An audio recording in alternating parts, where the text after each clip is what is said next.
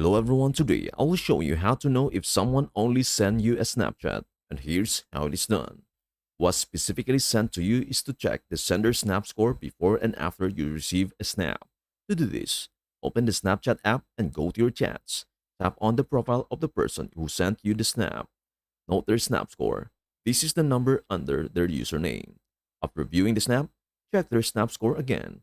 If the score increases, it means they sent the snap to others as well. If the score remains the same, it is more likely that they only sent the snap to you. While Snapchat doesn't directly show if a snap was sent only to you, these methods can give you some clues. Keep an eye on their snap score, timestamps, and their overall snap patterns to get a better idea. And that is everything you need to know about how to know if someone only sent you a Snapchat. Before we end, may I humbly ask you a favor? Please do like, share, and subscribe to our channel. This means the world to us.